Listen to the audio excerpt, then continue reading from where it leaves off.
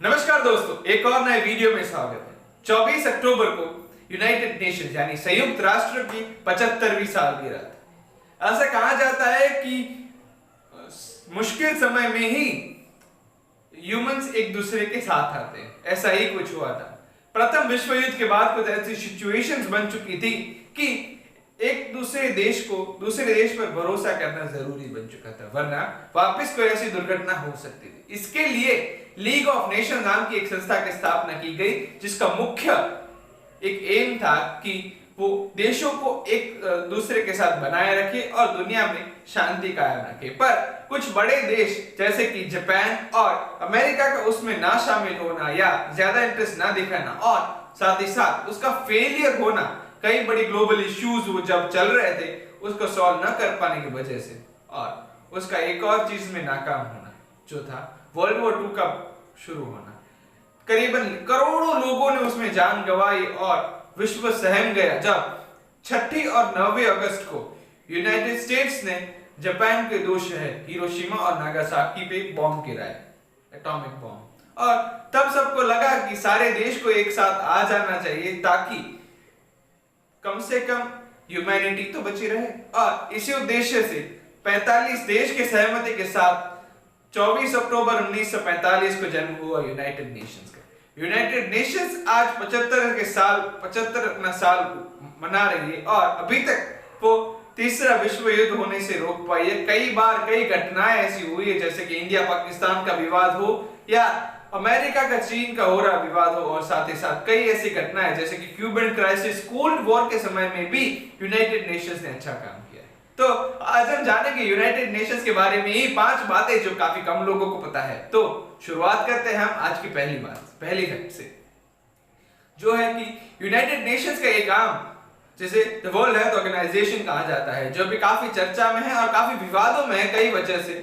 वो दुनिया की तकरीबन 45% बच्चों को वैक्सीनेशन प्रोवाइड करता है। इनमें से ज्यादातर अफ्रीकन कॉन्टिनेंट के हैं, पर ये एक वर्ल्ड को रोग मुक्त और ऐसी गंभीर बीमारियां जैसे कि पोलियो से बचाने में काफी कारगर साबित होता है। अब चलते हैं हम फैक्ट नंबर 2 की ओर, जो है कि उसका एक और बड़ा आर्म जिसे कहा जाता है United Nations peacekeeping force, जो पूरी दुनिया में वायलेंट ऑपरेशंस को रोकने में और कई देशों में जहां पर आंतरिक विद्रोह चल रहा होता है वहां पर शांति बनाने में मदद करते हैं। United Nations peacekeeping force में तकरीबन 1 लाख से ज्यादा सैनिक है और वो 4 महाद्वीप और अभी 14 एक्टिव ऑपरेशंस पे काम कर रहे हैं। अब चलते हैं फैक्ट नंबर 3 की ओर।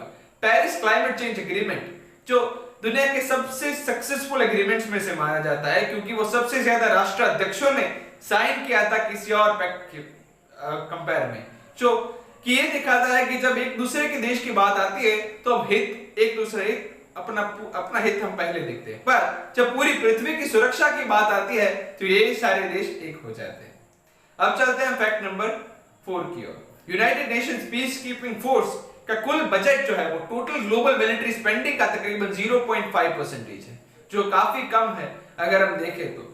यानी बड़े देश जैसे कि यूएस, रशिया को इनमें कंट्रीब्यूट करना चाहिए ताकि ये इंसर्जेंसी वाले देशों में अच्छे से काम कर सके। अब चलते हैं हम आज की आखिरी फैक्ट की ओर। यूनाइटेड नेशंस तकरीबन 67 देशों में हर साल चुनाव करवाने में मदद करवाता है। ये इस तरह से मदद ग्रुप में हो सकता है कि डेमोक्रेसी को बचाए रखे और लोगों को अपने अधिकार मिलते रहे समय दर समय, इसका वो ध्यान रखता है। और गरीब देशों में जहां पर चुनाव करवाना मुश्किल हो या आंतरिक विद्रोह से वो गुजर रहे हो, वहां पर भी वो मदद करता है। तो आशा करता हूं कि आपको ये वीडियो अच्छा लगा हो, तो मेरे चैनल को लाइक कीजिए, शेयर कीजिए और साथ ही साथ सब्सक्राइब कीजिए अगर आप इधर पहली बार आ रहे हैं, और साथ ही साथ बेल नोटिफिकेशन दबाइए ताकि आप हर नए वीडियो का अपडेट सबसे पहले पा सके।